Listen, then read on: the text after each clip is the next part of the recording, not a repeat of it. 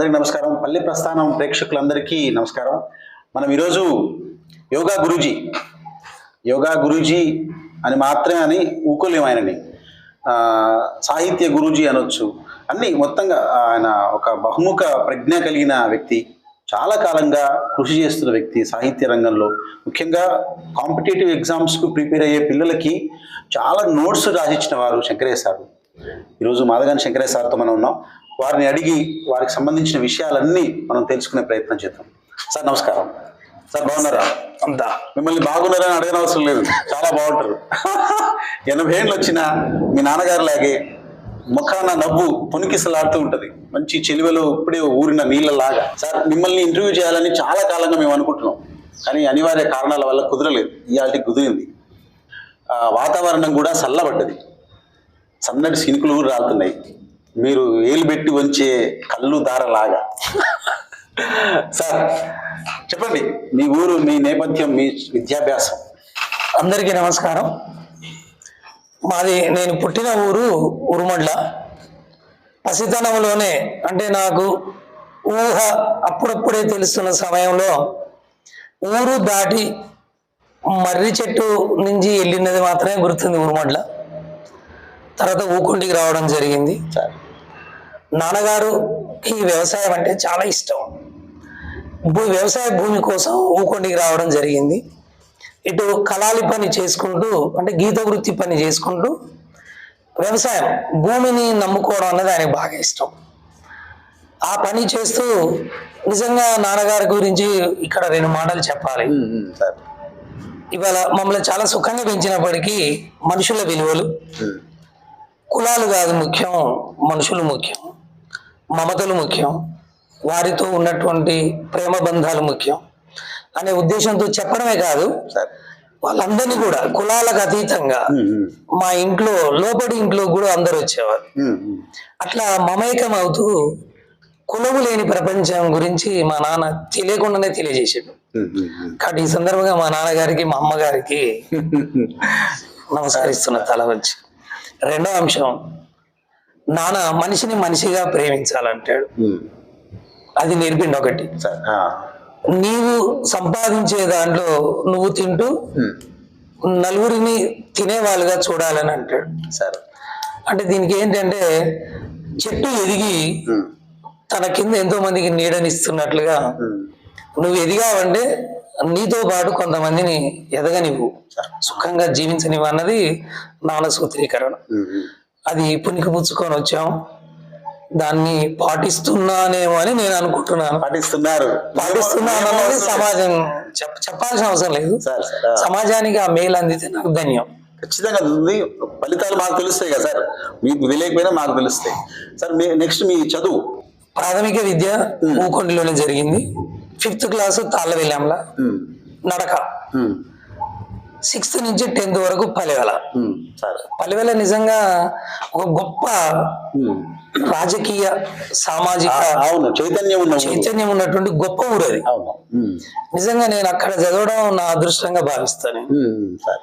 నేను ఒక కళాత్మకమైనటువంటి హృదయం కానీ, సాంస్కృతిక పరమైనటువంటి ఒక మంచి నాలెడ్జిని కానీ, యోగా పరమైనటువంటి జ్ఞానాన్ని కానీ నేను పల్లెల్లోనే పొందాను. ఎందుకంటే అక్కడ మా తెలుగు మాస్టర్ గారు శేషాచలం గారు, ఆయన ఆల్రౌండర్. నిజంగా నా జీవితంలో ఏమనుకునేదంటే, జీవితంలో ఈ సార్ లాగా అన్ని సబ్జెక్టులు చెప్పడం రావాలి. సంగీతం, సాహిత్యం, తబలా, చిరుతలు, అసలు ఆయనకు కళల సంబంధించి తెలియని ప్రపంచం లేదు. అటువంటి గురువు యొక్క ప్రభావం నా మీద ఉంది. ఇక నేను ప్రిన్సిపాల్ గా కొన్ని సంవత్సరాలు చేయగలిగినానంటే, నరసింహరావు సార్ అని ఉండేది హెడ్ మాస్టర్ గారు మాకు. అసలు హెడ్ మాస్టర్ ఎలా ఉండాలో ఆయన చూసి నేర్చుకోవాలి. ఎవరిని ఏమనేవాడు కాదు, రౌండ్స్ వేస్తుండంటే ఉపాధ్యాయులకు కూడా సెట్ చేసుకునేవారు పిల్లల్లాగా. అంటే సబ్జెక్ట్ చెప్పించడం అలా చెప్పించేవాడు ఆయన. నాన్నగారి రూపంలో మొదటి గురువు అయితే, చదివిన ప్రాంతం కానీ మీకు దొరికిన గురువులంతా చాలా గొప్పవాళ్ళు, చాలా గొప్ప వాళ్ళ దాంట్లో మీరు ఉన్నారు కాబట్టి మీకు ఇంత వచ్చింది. ఇంకొకటి, ఇక్కడ ఇంకో విషయం చెప్పాలి.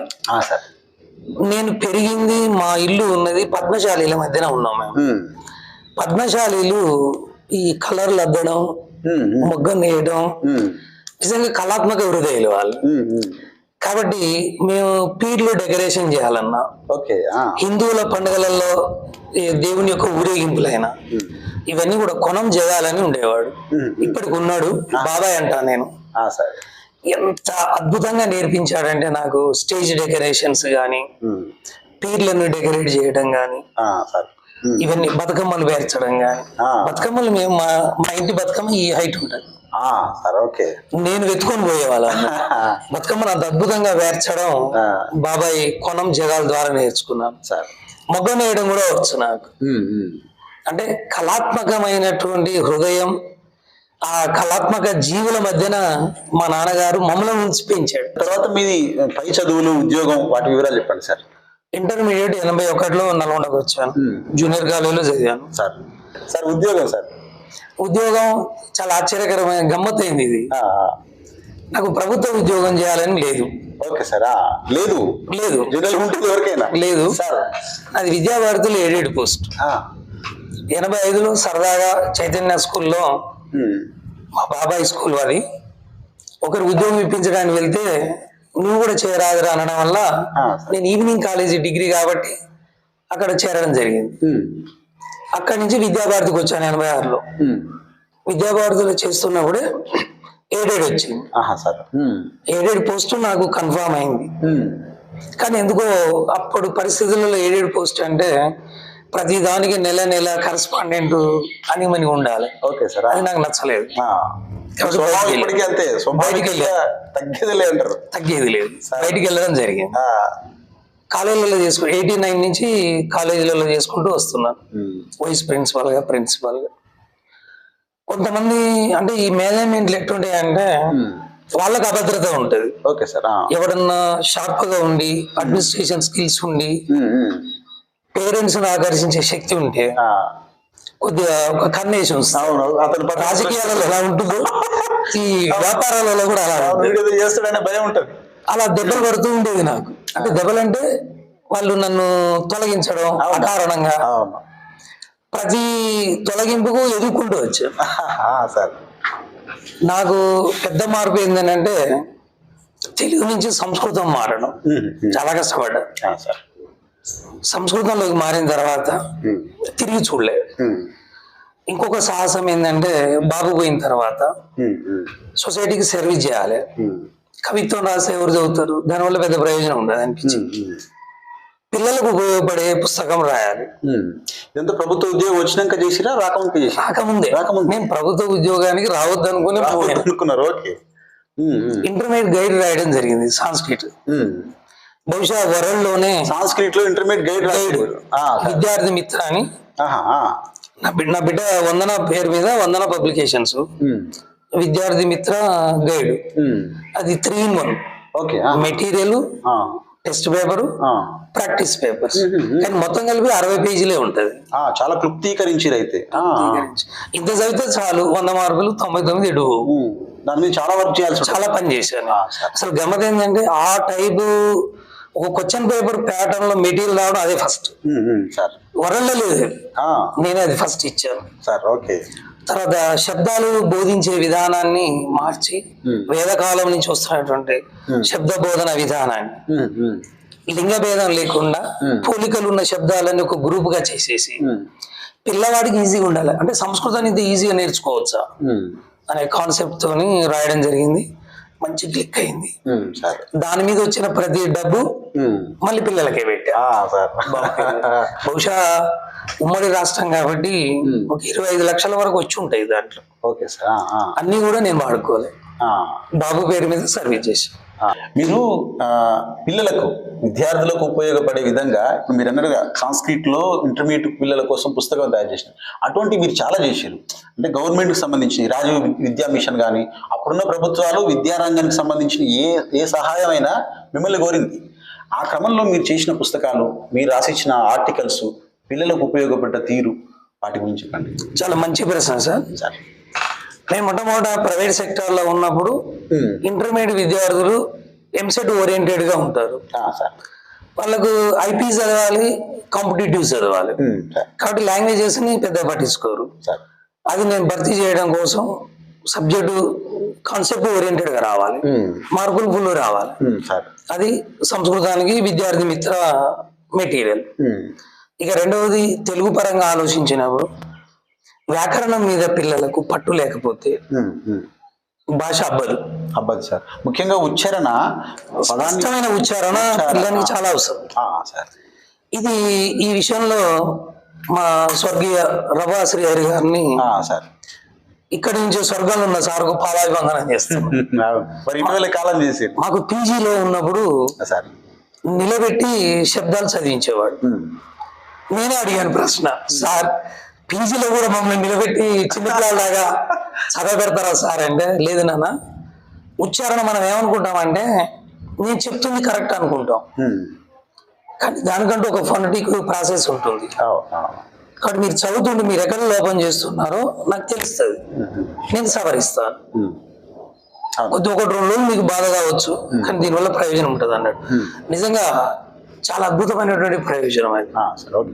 అది నేను పట్టుకున్నాను కాబట్టి నేను చెప్పే పిల్లలకు మార్కులు ఎంత ముఖ్యం, భాషా పరిజ్ఞానం కూడా అంతే ముఖ్యం. ఎందుకంటే తెలుగు మీడియం ఉంది, ఇప్పుడంటే ఇంగ్లీష్ మీడియాలు వచ్చాయి. తెలుగు మీడియంలో తెలుగు కరెక్ట్గా వస్తే మిగతా సబ్జెక్టులు అన్నిట్లలో వాళ్ళకి మార్కులు బాగా వస్తాయి. కాబట్టి నేను ఆ విషయంలో నేను చాలా వర్క్ చేశాను. నాకు ఒక అలవాటు ఏంటంటే చక్కటి వ్రాత ఉంటుంది కాబట్టి మాన్యువల్ గా రాసేసి పిల్లలకు జిరాక్స్ ఇవ్వడం బాగా ఇష్టం నాకు. ఓకే, జిరాక్స్ తీసి పనిచేస్తారు పిల్లలు, లక్షల పేజీలు పనిచేస్తాను. టిల్ టుడే నేను మాన్యువల్ గా రాసి పంచడం చాలా ఇష్టం. అట్లా వర్క్ చేసుకుంటూ వచ్చాను ప్రైవేట్ సెక్టార్లో. తర్వాత ఏం చేసామంటే గవర్నమెంట్కి వచ్చినాక ఈ క్లిప్ క్లాప్ ఇటువంటి ప్రోగ్రామ్స్లలో 2003 నుంచి ప్రోగ్రామ్ చేస్తున్నప్పుడు నాకు ప్రైమరీ నుంచి పీజీ వరకు విద్యా వ్యవస్థ మీద పట్టుంది, ఏ విధంగా బోధన చేస్తే పిల్లలకు అందుతుంది అని. కాబట్టి ప్రాథమిక విద్యార్థులకు చదువు రావాలంటే అసలు మనం ఆల కానించి ఎలా మొదలు పెట్టాలి అనే దాని మీద నేను 40 days ప్రోగ్రామ్ది బుక్కే రాసిన. కాకపోతే దురదృష్టం ఏంటంటే ప్రింట్ వేయలేని దాన్ని. Okay sir. అంటే ప్రోగ్రామ్స్ నడుస్తున్నాయి పోతున్నాయి, అదొకటి. తర్వాత ఇంకొకటి ఏంటంటే క్లాస్ రూమ్ లో పుస్తకం ఒకటే సరిపోదు, టీచర్ ఇంటరాక్టివ్ మెటీరియల్ కావాలి. ఆ interactive material free of cost గా, లో కాస్ట్ తో మనకు ప్రెసిడెంట్లో దొరికేవి, ఎంపోరియంలో దొరికేటటువంటి వాళ్ళు పారేసే మెటీరియల్. ప్రెసిడెంట్ అయితే కటింగ్ మిషన్ దగ్గర బోల్డ్ అంతా మెటీరియల్ పారేస్తారు. నేను దానితో ఎలా తయారు చేసుకోవాలో టీచర్లు ట్రైనింగ్లు ఇచ్చేవాడు. నేను స్వతహాగా తయారు చేసి వెడ్డింగ్ కార్డ్స్, మన ఇంట్లో వచ్చేటటువంటి పోస్టర్లు, మనకి ఇయర్ క్యాలెండర్స్ వస్తాయి, వీటన్నిటితో ఎలా పిల్లలకు సరిపోయే మెటీరియల్ తయారు చేసుకోవచ్చు ట్రైనింగ్లు ఇచ్చడమే కాకుండా నేను కూడా తయారు చేసి అది ఇంప్లిమెంట్ చేస్తే కోదాడ ఏరియాలో ఒక గొప్ప విప్లవం లాగా నడిగూడెం, మునగాల, కోదాడ, చిలుకూరు, మేళ్ల చెరువు ఈ అన్ని మండలాలు హుజూర్ నగర్ వరకు బాగా ప్రభావాన్ని ఇచ్చింది. ఎస్ఆర్టీ కూడా నన్ను గుర్తించింది. మీరు మొదటి నుంచి పిల్లలకు చదువుకు సంబంధించిన మెటీరియల్, వాళ్ళకి సంబంధించిన మోటివేషనల్ ఇచ్చే స్పీకింగ్ కానీ, వాళ్ళకి మోటివేషనల్గా వాళ్ళని ప్రిపేర్ చేసే విధంగా, ముఖ్యంగా విద్యార్థులలో మీరు అన్నట్టు ఇందాక మాట్లాడుకున్నట్టుగా మనం ఉచ్చారణ దోషాలు లేకుండా మాట్లాడించగలగడం, వాళ్ళ బిహేవియర్, వాళ్ళ ప్రవర్తన, వాళ్ళు ఎక్కడికి పోయినా వాళ్ళ ప్రవర్తనతో ఎదుటి వాళ్ళని ఇంప్రెస్ చేసే విధంగా తయారు చేసే విషయంలో కానీ, పిల్లల్ని చదివించి ఉద్యోగస్తులు చేసే విషయంలో కానీ చాలా పెద్ద కృషి చేసింది. ఈ కృషి చేస్తూనే సేమ్ టైం సాహిత్యం వైపు ఉన్నారు మీరు. నేను ఎంతోమంది సాహిత్యకారులను ఇంటర్వ్యూ చేసిన సార్. ఒక ఆయన నవలాకారుడు అయితే నవల మీద మాట్లాడేది, కవిత అయితే కవిత మీదనే మాట్లాడేది. ఇప్పుడు మీ దగ్గర నాకున్న సమస్య ఏంటంటే మీరు ఒక్కరు కాదు, అంటే సాహిత్య అన్ని ప్రక్రియల మీద మీదైన పట్టుంది. ఈ రెండింటి విషయాలు చెప్పండి ప్లీజ్. చాలా మంచి ప్రశ్న. పీజీలో ఉన్నప్పుడు జీవి సుబ్రహ్మణ్యం గారి ప్రభావం నా మీద బాగా ఉంది సార్. ఆయన జీవి కాలం అని వచ్చేది మనకి పేపర్లో. ఆయన ప్రయోగించే పదజాలం అవన్నీ కూడా బాగా ఉంటాయి. సామాజిక పరంగా ఉన్నాం కాబట్టి మహాభారతంలో సామాజిక కోణంలో ధైర్యాన్ని ఇచ్చే ఉపాఖ్యానాలు చాలా ఉన్నాయి. అందులో సెంట్రల్ యూనివర్సిటీకి శకుంతలోపాఖ్యానం ఉంది. శకుంతలోపాఖ్యానం. శకుంతలోపాఖ్యానం ఓకే సార్. నేను సెకండ్ ఇయర్ లో ఉన్నాను. సెంటర్ అంటే ఉస్మానియాలో నేను చదువుతున్నాను. సరే. సెంట్రల్ యూనివర్సిటీ విద్యార్థులు నాతో శకుంతల ఉపాఖ్యానం చెప్పించుకునేవాళ్ళు. నేను పద్యం బాగా చెప్తా, బాగా పఠిస్తాను కూడా. తరగతి గదిలో వెళ్ళాక నన్ను నేను మర్చిపోతాను. అయితే దాని మీద ఎందుకో ఆ మధ్య సొసైటీస్ ఎక్కువ నడుస్తున్నాయి. ఆడపిల్లలు ప్రేమ వివాహాలను, ప్రేమలు అనుకోని ఇంకే వగేరా వగేరా, మొత్తం మీద అమ్మాయిలు అర్ధాంతరంగా చనిపోతారు. అది నాకు బాగా కలిసి వేసింది. నాకు ఎందుకో శకుంతల ఉపాఖ్యానం ఇది ఒక మంచి మెసేజ్ అనిపించింది. మహాభారతంలో అభ్యుదయ స్త్రీ శకుంతల అని రాశాను నేను ఒక వ్యాసం. ఇప్పటికి ఉంది కాదు.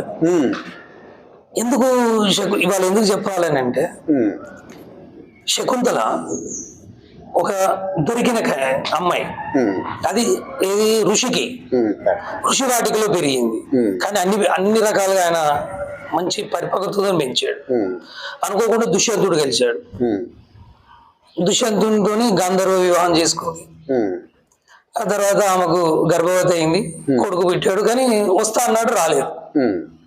మరి ఎన్నాళ్ళు బిడ్డ పెళ్ళైన బిడ్డని ఎప్పుడే కానీ చాలా మంది తల్లిదండ్రులకు కూడా ఇది చాలా ఇంపార్టెంట్ ఈ అంశం.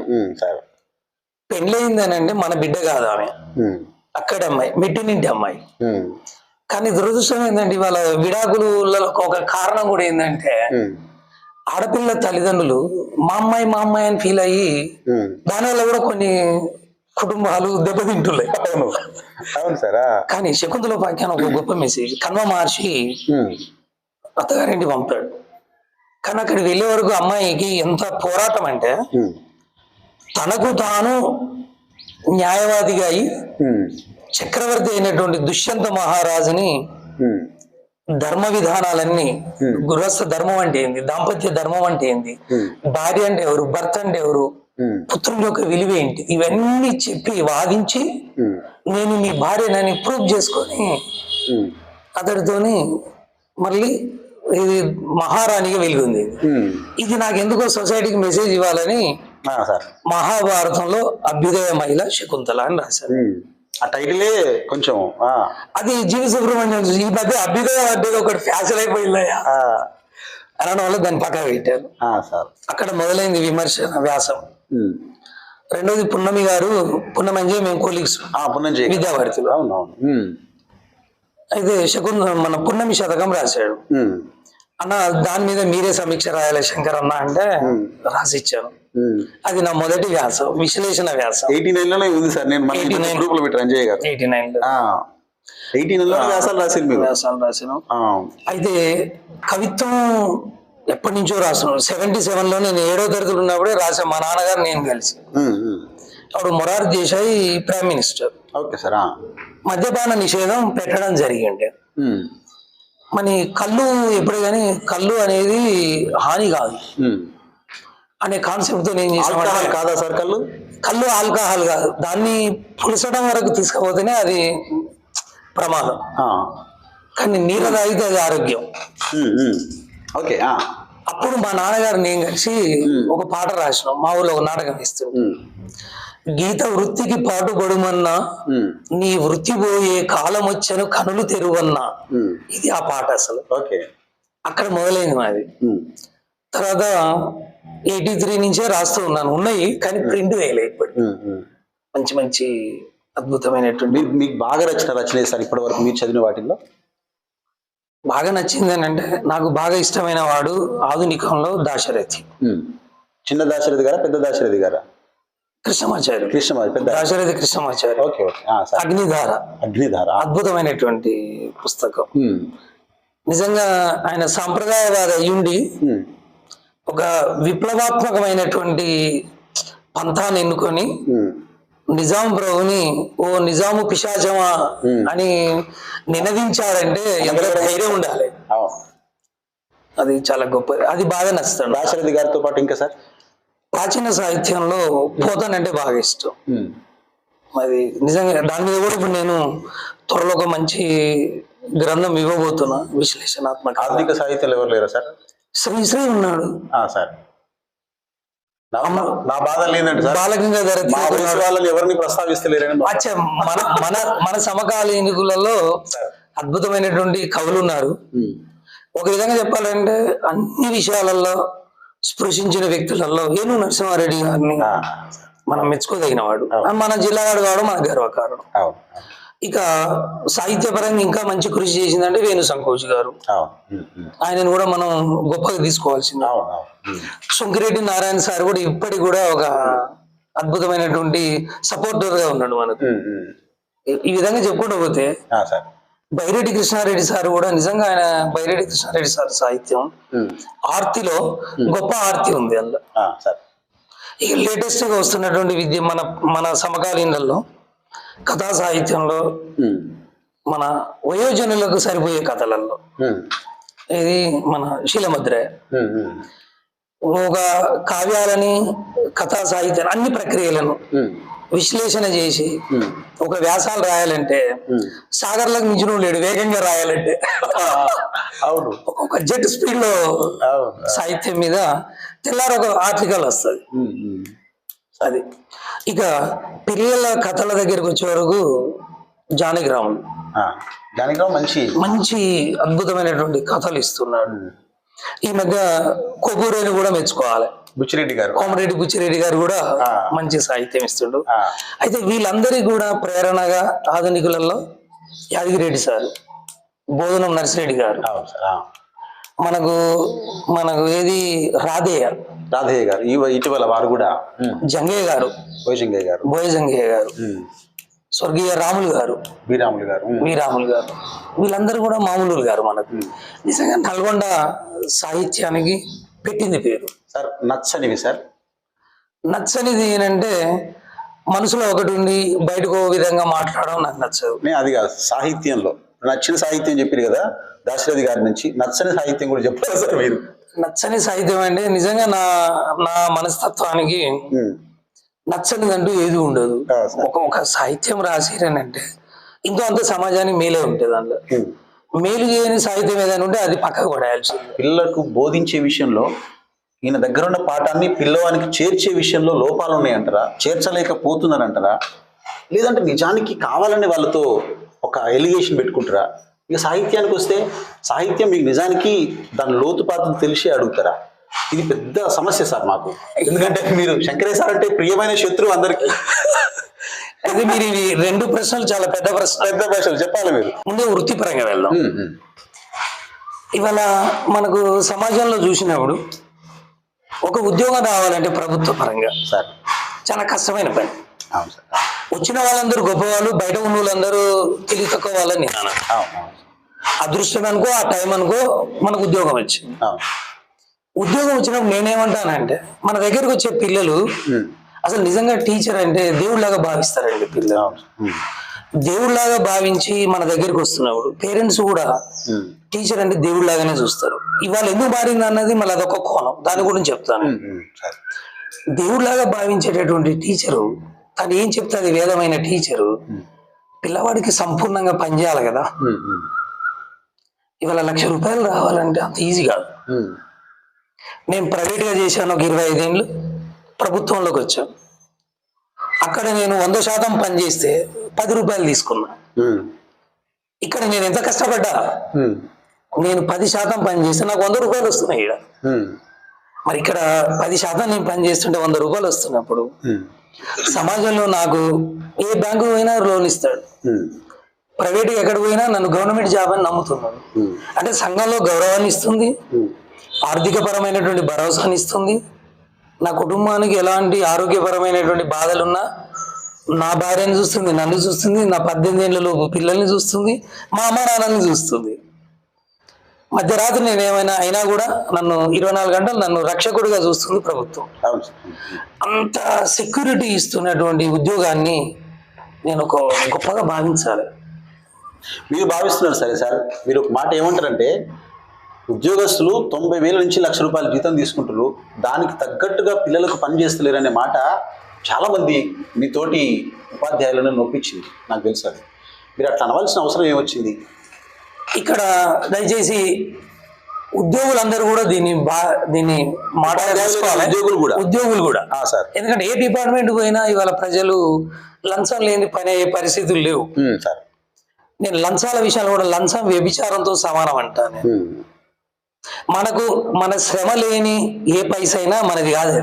ఉమ్, మనం శ్రమ చేస్తున్న దాని తగ్గట్టు తీసుకోవడమే అది మనకు అంటుతుంది. ఉమ్, ఏదేమైనా ఉపాధ్యాయ వృత్తి అనేది ఒక గొప్ప గౌరవప్రదమైన వృత్తి. ఉమ్, అక్కడ మనం మనలో ఉన్న టాలెంట్ అంతా, సార్. ఒక అమ్మ మనసు ఉండాలి, నాన్న మనసు ఉండాలి, టీచర్ ఉండాలి, సమాజ వ్యక్తిగా ఉండాలి, స్నేహితుడిగా ఉండాలి. ఉమ్, ఇన్ని పరకాయ ప్రవేశాలు చేసి తరగతి గదిలో పిల్లవాడిని ఒక సమ్మోహనం చేసి తన వైపు తిప్పుకొని చదువు చెప్పాలండి. సార్. అలా చెప్పాలంటే సంసిద్ధంగా వెళ్ళాలి. ఉమ్, ఉమ్, సంసిద్ధంగా వెళ్ళకుండా ఏదో వచ్చాను కాబట్టి చెప్పానంటే పిల్లలకు నష్టం జరుగుతుంది. ఉమ్. పిల్లలకు నష్టం కాదు, సమాజానికి నష్టం. బెల్ టు బెల్లే పని చేస్తున్నారని అంటురా సార్ మీరు? నేను ఆ విధంగా అభాండం వేయను, సార్.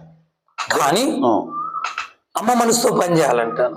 అమ్మ మనసు ఉంది అని అంటే అమ్మ పిల్లవాడికి ఎంత తినిపించాలని టార్గెట్ పెట్టుకుంటుందో ముందే సార్. ఏ విధంగా మారం చేసే పిల్లవానికైనా ఏదో విధంగా తినిపిస్తుంది. సార్. అందుకొరకు సైకాలజీలో ఒక మాట ఉంది, గుర్రాన్ని నీటి దగ్గర తీసుకుపోగలం కానీ నీరు త్రాగించలేం కదా అంటారు. అది నిన్నటి మాట అంటాను నేను. గుర్రం నీరు త్రాగేలాగా చేసేవాడే గొప్ప ఉపాధ్యాయుడు. అంటే పిల్లవాడు వినని పిల్లవాడైనా వినేటట్టుగా చేసుకొని ఆ పిల్లవానికి చదువు చెప్పాలి. రేపు నేను బడికి కొడితే ఈ సారు ఏం కొత్త విషయాలు చెప్తాడు అని మిస్ కాకుండా రావాలి బడికి. అలా ఉండాలి టీచర్. గొప్ప సృజన ఉండాలి. ఒక మాటలో చెప్పాలంటే టీచర్ బడికి వెళ్తుండంటే గేట్లోకి ఎంటర్ అవుతుండంటే వైబ్రేషన్స్ వెళ్ళాలి పిల్లల్లోకి. తరగతి గదిలోకి వెళ్ళిన ఉపాధ్యాయుడు తరగతి గది నుంచి బయటకు వచ్చేటప్పుడు వెళ్ళినప్పటి సంతోషానికన్నా రెట్టింపు సంతోషం మొహంలో కనిపించాలి. అప్పుడు సక్సెస్ అయినట్టు. ఇక పరిశీలన చేసుకోండి టీచర్. సాహిత్యకారులను కూడా మీరు వదిలిపెట్టేందుకు? నిజమే.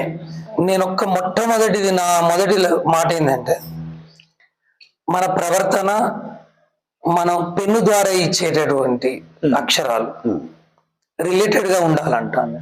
వ్యక్తిత్వం వ్యవహారం ఒకటే ఉండాలంటున్నారు. మనం ఇప్పుడు కవి ఏదన్నా చెప్తుండంటే అది పవర్ఫుల్ గా ఉంటుంది, దానికి ఒక వైబ్రేషన్ ఉంటుంది సొసైటీకి. చనిపోయినా కూడా కొన్ని వేల సంవత్సరాలు దాని ప్రభావం ఉంటుంది.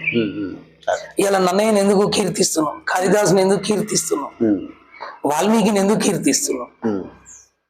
అంతే కదా, ఆది కవి వాల్మీకి అంటాం, వ్యాసుని ఎందుకు కీర్తిస్తున్నాం? ఉన్నారా వాళ్ళు? ఎందుకంటే ఆ సాహిత్యం ఉంటుంది, వాళ్ళ ప్రవర్తన ఉంటుంది.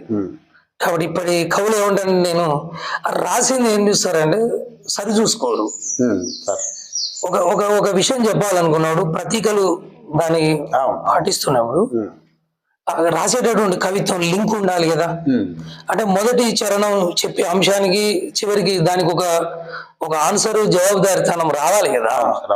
రాకుండా రాస్తే అయోమయాన్ని గురి చేయడం పాఠకుని తప్పు కదా, చేయొద్దంటాను నేను. సరే, మీలాగే స్వర్గీయ నోముల సత్యనారాయణ గారు ఉండేవారు.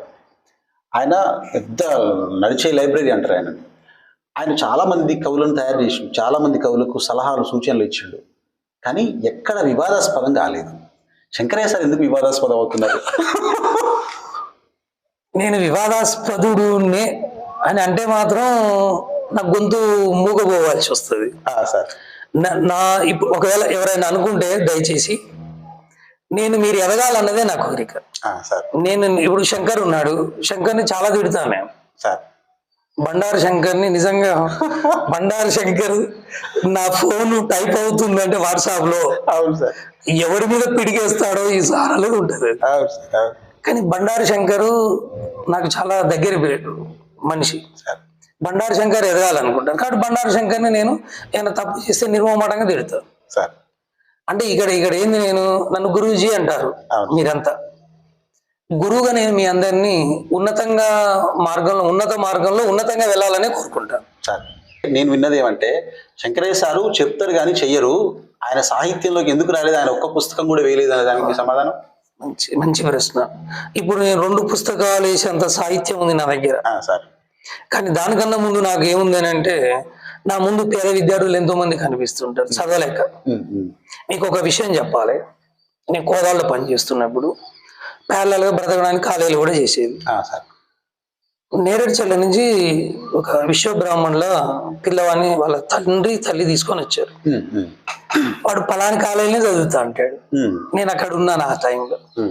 సరే వీళ్ళు అందులో చదివించలేరు. నేనేం చేశాను, ఎంత కడతావు కట్టు, మిగతా నేను ఇస్తానులే అని చేర్పించాను. కడుతూ ఉన్నాను. దురదృష్టం తండ్రి క్యాన్సర్ వచ్చింది. విజయవాడలో హాస్పిటల్లో ఉన్నారు, అయిపోయింది, ఇక చనిపోతాడని చెప్పారు. 2 రోజులు ఉన్నది, ఇంటికి తీసుకొస్తారు. నిజంగా నేను ఇప్పటికీ నా కళ్ళల్లో నీళ్లు తిరుగుతాయి. అతడు చక్కగా నన్ను కాలేజీ తీసుకుపోయి బాబు దగ్గరికి అని తీసుకొచ్చారు. నేను క్లాస్లో ఉన్నాను నైట్. సార్ని చూసినాకనే నేను ఇంటికి పోతా అంటాడు. నేను ఎందుకో అనుకున్నాను. రాగానే నిజంగా అతను కదలలేని స్థితిలో ఉన్నాడు, కానీ గుర్తుంది, అందరినీ గుర్తుపడుతున్నాడు. ఒకసారి కాళ్ళ మీద పెట్టాడు, పడి నా పిల్లవాడిని నీకు అప్పచెప్తున్నా అన్నాడు.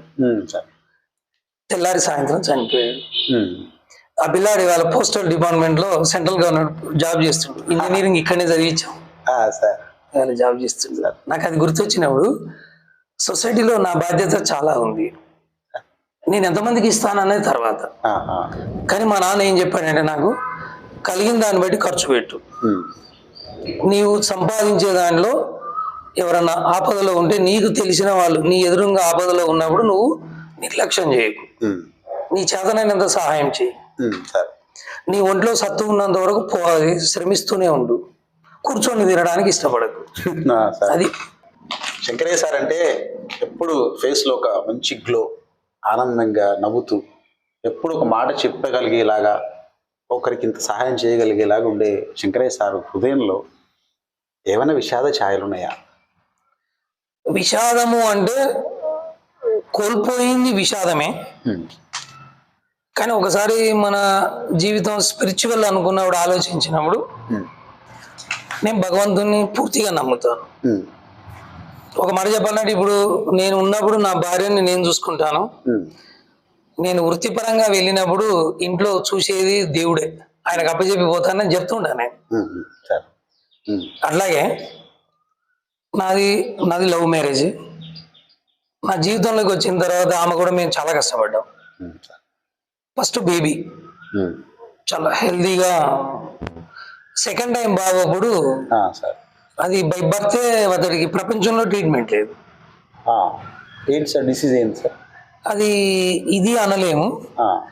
ఈ స్పైనల్ కార్డ్ దగ్గర ఇక్కడ పెద్ద అరిచి రౌండ్ వెడల్పులో స్కిన్ కవర్ కాలే. హెడ్ ఇక్కడ ఆపరేషన్ చేసి సర్జరీ చేస్తే ఇక్కడ నీరు ఫామ్ అయ్యి అది నెంబర్ ఆఫ్ టైమ్స్ ఆపరేషన్ చేయాలట, డాక్టర్లు చెప్పింది. అది మనలాంటి వాళ్ళకి రావాల్సిన డిసీజ్ కాదన్నారు.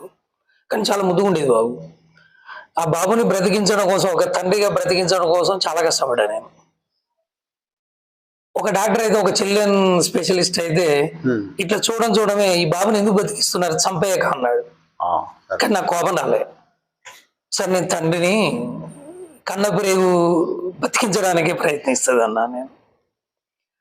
అలా ఆర్సి కందాలని A to Z డాక్టరు, ఆయన చేసిండు, సక్సెస్ అయింది. 10వ నెలలో మళ్ళీ బ్రేక్ అయిపోయింది, గ్రోత్ బ్రేక్ అయింది. నాకు ముందే తెలిసింది అతడు పోతాడని. సరే, ఏదేమైనా బాబాయ్తో ఒక మెసేజ్ లాగా వచ్చాడు. ఇక తర్వాత పిల్లలు వద్దు అనుకున్నాం, వాడి జ్ఞాపకాలే చాలు అనుకున్నాం. మరి ఆ జ్ఞాపకాలు పదిలంగా ఉండాలంటే ఏం చేయాలంటే పిల్లలలో చూడాలి. ఇంతకుముందు ఒక ప్రశ్న మీరు అడిగారు, సార్ మీ సాహిత్యం రాలేదు అని. నాకు సాహిత్యానికన్నా ఎక్కువ పిల్లల్లో ఉండాలనేది నా ఆనందం. కానీ పిల్లల కోసమే పనిచేస్తున్నాను నేను. ఇది కారణం బాబు.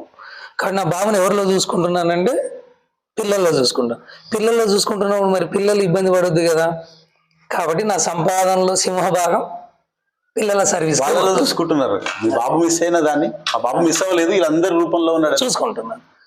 కాబట్టి నాకు బ్యాంక్ బ్యాలెన్స్ ఉండదు, ఆ 1000 రూపాయలు ఏది ఉండాలో అదే ఉంటుంది. జీపీఎఫ్ కూడా నేను ఎత్తి పిల్లలకే పెడతాను సార్, అది నా లక్ష్యం. సార్, మిమ్మల్ని చూస్తుంటే ఒక ప్రశ్న అడగాలనిపిస్తుంది. చాలా మంది తల్లిదండ్రులు కూడా చిన్న వయసులో ఎక్కడో చోట పిల్లలు పోగొట్టుకున్న వాళ్ళు ఉంటారు. వాళ్ళ మనోధైర్యం చాలా వరకు కోల్పోయి, నీరసించిపోయి చాలా ఇబ్బంది పడుతుంటారు మానసికంగా. వాళ్ళకి ఏదైనా సందేశం చెప్పండి. అవసరం కూడా అది ఇప్పుడు. ఎందుకంటే అసలు మనం పెళ్లి చేసుకునేదే ఏదో శృంగార ఆనందం కోసం కాదండి. సార్. జీవిత సాఫల్యం ఎప్పుడు మన పిల్లలు ఉన్నప్పుడే జీవితం సఫలమైనట్టు లెక్క. పిల్లల కోసమే మనం బ్రతుకుతాం. పిల్లలు వచ్చిన తర్వాత ఈ మన సుఖాలు పక్కకు పోతాయి. వాళ్ళ ఆనందాలే మన సుఖాలు. అటువంటిప్పుడు మనకు పిల్లలు పోయామన్నది బాధ పెట్టుకోకూడదండి. పుట్టినవాడు చచ్చిపోతాడు. ఇప్పుడు రావడానికి మనం కారకులం కాదు. వచ్చినాక ఎన్నాళ్ళు ఉండాలనేది మనం ఎవరు నిర్ధారించడానికి. ఉన్నన్ని రోజులు ఆనందపడాలి, తర్వాత సమాజంలో చూసుకోవాలి. ఇప్పుడు నేను చేస్తున్న పని అదే. బహుశా నాకు తెలిసి నేను నలుగురికి కనిపించినప్పుడే కాదు, ఎక్కడ కూడా నా మొహంలో విషాదం కనిపించదు. ఎందుకంటే మేము బాబుని పిల్లల్లో చూసుకుంటున్నాం. అందుకొరకే మేము ఫ్యామిలీ ప్లానింగ్ చేయించుకొని ఒక్క బాబుతోనే ఆగాం. మీరు ఇప్పుడు ప్రేమ వివాహం అది మేము పెళ్లి చేసుకున్నా కూడా చాలా కష్టపడ్డా ఉన్నారు. ఆ క్రమంలో మీరు ఒక బైక్ కొనుక్కొని ఆ బైక్ని అమ్మే ఒక పరిస్థితి వచ్చి, మీ బేబీ బేబీ ఉన్నప్పుడు ఆ బైక్ మీద మీ పాప పేరుండి ఆ బైక్ను అమ్మితే ఆ పేరు ఉండదు, అసలు ఆ బైక్ మీ దగ్గర ఉండదు. అసలు అది సందర్భం, అది నిజంగా 2 సందర్భాలు చాలా ఒక తండ్రిగా హై పిచ్ లోకి తీసుకుపోతుంది. అది సామాన్యుడు నవలలో ఇస్తున్నాను నేను. అది మా బంగారు బాబు నవలలో కూడా ఇస్తున్నాను. 3 నవలలు వస్తాయి త్వరలో. నాన్న, బంగారు బాబు, సామాన్యుడు, 3 నవలలు వస్తాయి. అయితే ఇక్కడ నేను పాప పుట్టినప్పుడు ఏది కొన్నా పాప పేరు ఉంటుంది, ఆమె పేరు మీదనే కొనేది. తర్వాత 95లో బైక్ ఏది చేతకు కొనుక్కున్నాను. అప్పుడు ప్రిన్సిపాల్ గా కాకతీయ నకిరకల్లో చేస్తున్నాను. అక్కడి నుంచి నేను నల్గొండ ఆల్ఫాకి వచ్చాను. అప్పుడు బాబు పుట్టాడు. మరి బాబుకు మనం అది పెద్ద ఆపరేషన్స్ అవి. ప్రేమ వివాహం ఎవరిని నేను ఇటు మా అమ్మ వాళ్ళని కానీ ఇటు అత్తగారిని కానీ సింగిల్ టిల్ టుడే నేను ఎవరి దగ్గర ఏం తీసుకోను. సార్ నిజానికి ఇవ్వగలిగే స్థితిలో ఉన్నారు మీ నాన్నగారు కానీ మేడం వాళ్ళ నాన్నగారు కానీ. కానీ నేను తీసుకోలేదు. మా ఆవిడ కూడా ఏమన్నదంటే మనం తలెత్తుకొని గౌరవంగా బతకాలి, నలుగురికి మెసేజ్ ఇచ్చేటట్టుగా మనం ఎదగాలి, అలా కష్టపడదామని ఇద్దరం కష్టపడ్డాం. అయితే బాబుకు ఆపరేషన్ చేయించే క్రమంలో నాకు ఉన్నాయి డబ్బులు. నేను ఉట్టినే ఎవరు అడిగితే ఇచ్చుకుంటూ పోయేది. కానీ అప్పుడు వచ్చే పైసలు లేవు. కానీ నేను ఇవ్వాల్సినవి చాలా ఉన్నాయి. నిద్ర పట్టడం లేదు. ఒక నైట్ కూర్చున్నాను, నాకు వచ్చేది ఎంత పోయేది ఎంత అని. అప్పుడు నేను బండి తీసేయాల్సిన అవసరం తప్పకుండా వచ్చింది. అది మా బేబీకి తెలుసు. ఎందుకంటే నేను మా పాపకి just 5th year. 5th year అయినా మా బాధల్లో మా ఆనందాలలో షేర్ చేసుకుంటుంది. రోజు నేను సాయంత్రం ఎంత బిజీగా ఉన్నా నేను మా పాపని రోజు సాయంత్రం బండి మీద తిప్పుతా. శంకరయ్య సార్ బండి మీద వెళ్తున్నాడంటే బేబీ లేకుండా వెళ్ళలేడు. అది అదొక నానుడి. ముందు సీట్ ఉంటుంది, దాని మీద కూర్చుంటది, 100 నాన్న రాసి ఉంటుంది దాని మీద. మా పాప ఎలా అడిగిందంటే హైదరాబాద్ రోడ్డు మీద పోతుంటే, నాన్న రేపటి నుంచి ఈ బండి మీద నా పేరు ఉండదు కదా అన్నది. చాలా చచ్చిపోయాను. అమ్మా చాలా బాధ వేసింది అది. అంటే ఆ పాప అడగడం ఏంటంటే ఈ బండి మనది కాదు రేపు. నాకు అర్థమైపోయింది ఏదో జరుగుతుంది, మా నాన్న ఆర్థికంగా ఇబ్బంది పడుతున్నాడు. ఆ వయసు చెప్పలేదు కానీ అర్థం చేసుకోండి. అదొకటి. ఇంకొకసారి కూడా ఉగాది పండుగ ఏదో రాబోతుంది. నేను హైదరాబాద్ పోతున్నా ట్రైనింగ్ కు. మా ఆవిడ నన్ను పంతులు అంటది. పంతులు మరి పాపకు డ్రెస్ కొనాలి కదా అన్నది. మా అమ్మాయి విన్నది. నాన్న ఎందుకు మొన్న తీసుకున్న కొత్త డ్రెస్ ఉంది కదా ఏమొద్దులే నాన్న అన్నది. అంటే ఎందుకురా అంటే అది కొత్తగా అనుకుని తొడుగుతా అన్నది. పిల్లలు ఎలా ఎదగాలంటే తల్లిదండ్రులు తమ కోసం ఎలా కష్టపడుతున్నారు అనేది తెలుసుకుంటూ ఉండాలి. పిల్లలకి కష్టం సుఖం రెండు చెప్పాలి, రెండు తెలియజేయాలి. ఫ్యామిలీలో మా నాన్న నేర్పిండేది మాకు. చాలా మంది ఇప్పుడు ఏం చేస్తున్నారంటే సార్, నా కొడుకు కష్టం తెలియవద్దు, నా బిడ్డ కష్టపడొద్దు, కూర్చోబెట్టి సాధాలని వీళ్ళు. ఈ సందర్భంగా మా నాన్నది ఒక మాట చెప్పాలి. మా నాన్న మాకు ఒరి మెతుకులు తినబెట్టాడు, నెయ్యి పాలు మీగడ పెరుగు వెన్నతోనే తినబెట్టాడు. గట్క తెలియదు మాకు, అంత సుఖంగా పెంచాడు. కానీ వరి కోయడం నేర్పించాడు. కూలికి పోతే దాని అనుభూతి ఎలా ఉంటుందో కూడా కూలి కూడా పంపించాడు. సార్ నాగలి దున్నొచ్చు, గొర్రె కొట్టవచ్చు, మా ఊరి మేమే కోసుకున్నాం, మా బావి మేమే మోసుకున్నాం, మా బావి మేమే తోడుకున్నాం. అంటే కష్టం విలువ తెలవాలంటాడు నాన్న. పిల్లలకు కూడా చెప్పాలంటాడు. అలా చేశాడు. మాతో పాటు ఆడుకునేవాడు మా నాన్న. ఆటలన్నీ నేర్పించాడు. రాజకీయాలు కూడా చిన్న వయసులోనే రాజకీయాలు నేర్పించాడు. కాబట్టి నేను 10th లోపలనే యూత్ లీడర్. ఆ రోజుల్లోనే ఇది బూర్జువా వ్యవస్థ, భూస్వాములు, పెత్తనం చేసే భూస్వాములను ఒక ఆట ఆడుకున్నాం మేము. నల్లగొండలో మీరు చాలా కాలంగా గమనిస్తూ వస్తున్నారు. సాహితీ మేకల దగ్గర నుంచి 1970 నుంచి 80 నుంచి అప్పటి నుంచి సాహిత్యంలో వచ్చిన మార్పులు, సాహిత్య కార్యక్రమాలు జరుగుతున్న తీరు, వాటి గురించి. మొట్టమొదట మనం నల్గొండ అన్నగానే బాగా గుర్తొచ్చేది సాహితీ మేకల యొక్క సేవలు. సార్ పున్నంజయ్య గారు. వీళ్ళకన్నా ముందు పెద్ద తరం అంటే పులిజాల రామ్మోహన్ రావు, బోయే జంగయ్య, రాములు, వీళ్ళందరూ నల్గొండకు ఒక గొప్ప, అదొక సింహాలు. కాంచనపల్లి చిన్న వెంకటరావు, వీళ్ళందరూ ఒక గొప్ప పిల్లర్స్. వాళ్ళ ఒరవడిలోనే, వాళ్ళ ప్రభావంతోనే మనందరూ వస్తూ వచ్చారు. నల్గొండని గొప్ప ఉన్నతమైన స్టేజ్ లో ఉంచారు. సాహితీ మేఘల సేవలు మనం చాలా పొగడాల్సిందే. దాని తర్వాత జయమిత్ర, వేణు సంకోష్ సార్ వాళ్ళ ఆ సమూహం, వాళ్ళు కూడా చాలా గొప్ప గొప్ప పుస్తకాలు తీశారు. సాహితీ సభలు కూడా నడిపారు. మనం కూడా నడపాలనుకుంటున్నాం. మనం దాని మీద చర్చలు ప్రాథమికంగా, కానీ మరి అది చూద్దాం. మనం దాని మీద వర్క్ చేద్దాం. ఇక మూడవది సృజన సాహిత్యం. పేరుమల ఆనంద్ గారు, సాగర్ల సత్యయ్య గారు, వీళ్ళ సమూహం అంతా అద్భుతమైనటువంటి కార్యక్రమాలు నిర్వహిస్తున్నారు. తర్వాత వచ్చింది బెల్లి ఆదాయ, మీరందరూ చేసినటువంటి ఉనికి సాహిత్య సామాజిక సంస్థ అది కూడా చాలా గొప్ప కార్యక్రమాలు నిర్వహిస్తున్నారు. మీరు కూడా కొన్ని గవర్నమెంట్ కార్యక్రమాలలో కూడా మీ వంతు పాత్ర పోషిస్తున్నారు. అది దాని విషయంలో చాలా ప్రముఖంగా ఉంది. ఇప్పుడు లేటెస్ట్ గా అంటే కార్యక్రమాలు చూసినప్పుడు ఏ పుస్తకాల ఆవిష్కరణ జరగాలన్నా, ఏవి జరగాలన్నా ఈ సంస్థలు చాలా కృషి చేస్తున్నాయి. ఇక్కడ మనం చెప్పుకోవాల్సిన వాళ్ళలో ఇప్పుడు బెల్లి ఆదాయ్ ఇప్పుడు ఇవాళ ఈ మధ్య బెల్లి ఆదాయ్ గారు చేస్తున్న సర్వీసు ఒక విద్యావేత్తగా ఎదుగుతున్నటువంటి తీరు ఈ సందర్భంగా మనం ప్రశంసించాలి. మంచి ప్రేరణగా ఉన్నాడు. ఇదొకటి, ఒక పార్శ్వం. సమౌజ్యుడు, అతని బెల్లి ఆదాయకు సమకాలీకుడు, సమౌజ్జి అయినటువంటి కౌండిన్య గారు, కృష్ణ కౌండిన్య, నిజంగా ఒక విధంగా అంటే ఇప్పటి తరంలో ఒక మంచి పిల్లర్ లాగా ఉన్నాడు. వారు కూడా ఇక మనందరికీ ఉమ్మడి జిల్లాకు అన్ని రకాలుగా గొప్ప భీష్ముడు అంటే, సాహితీ భీష్ముడు అంటే కూరెళ్ళ విఠలాచార్య. నిజంగా వారిని తలుచుకోకుండా మనం ఉండకూడదు.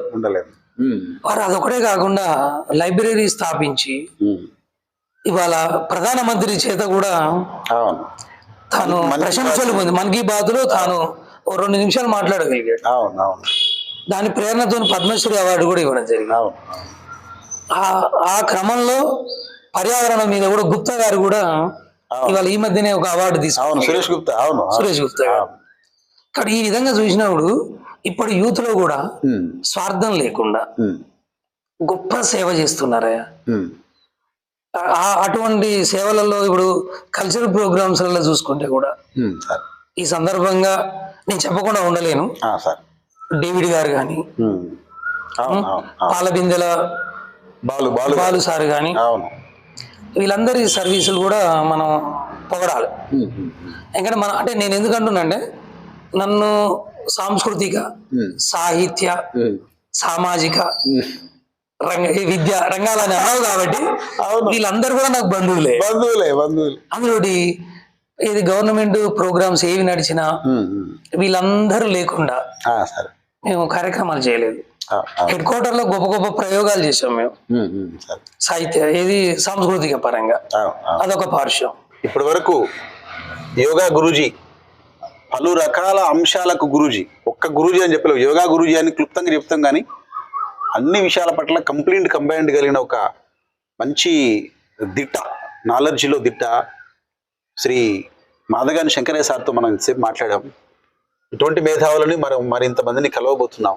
ఈ కలిసే క్రమంలో పల్లె ప్రస్థానం ఛానల్ని మీరు ప్రోత్సహించాల్సిన అవసరం ఉంది. మాకు చేదోడు వాదోడుగా నిలవాల్సిన అవసరం ఉంది. మీరు చేయవలసిందల్లా మా ఛానల్ని లైక్ చేయాలి, సబ్స్క్రైబ్ చేయాలి. అవన్నీ మీకు వస్తూ ఉంటాయి. మేము మరింత ప్రోత్సాహకంగా పనిచేయగలుగుతాం. కాబట్టి మమ్మల్ని అందరినీ ప్రోత్సహించి దీవిస్తారని ఆశిస్తూ మరొక ఎపిసోడ్లో మరొక అతిథితో మళ్ళీ కలుసుకుందాం. నమస్కారం.